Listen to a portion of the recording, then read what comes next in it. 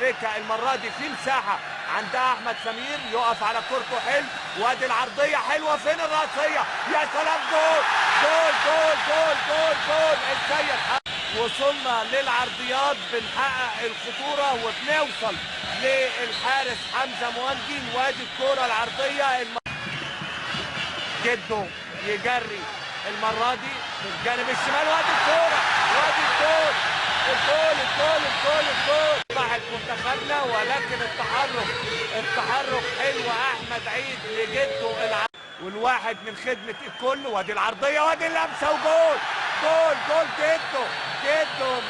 جده بقول لحضراتكم السيد علاء مبارك والسيد جمال مبارك. ادي اللمسة منتخب اوغندا، ادي اللقطة والسقوط من اللاعب مصيبة مايك، وقدم حسام غالي اللي ما لمستش اصلا في مصيبة مايك، ولكن عاصمتها ده ما كانش موجود. الناحيه الثانيه طبعا ان احنا ما بنستخلصش كرة في نص الملعب، ما بنضغطش على الخصم عشان نستخلص الكرة في نص الملعب. دي اكبر مشكله بالنسبه لنا، بتدي فرصه لفرقه اوغندا انها توصل ورا عمر. الاولانيه حازم والثانيه شيكابالا، وحازم في المرمى قال لك دي ما ترجعش يا جدعان. 2 دون مقابل،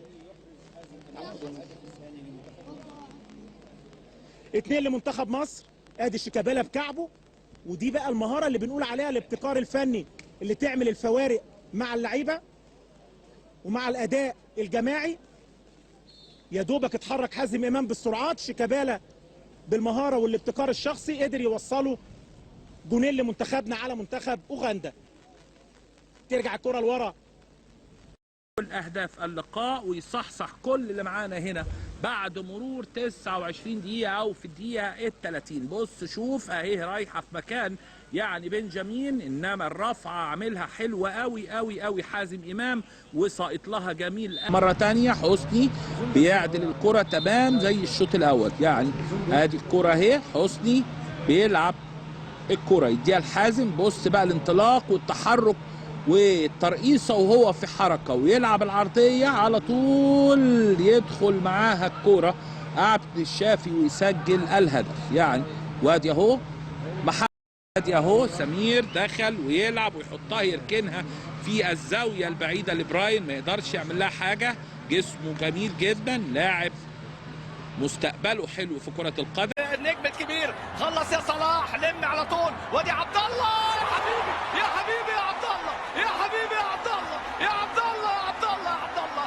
خدها عبد الله واتكل على الله وسجلها وعملها، وانسى الكلام اللي قلته لك منذ قليل.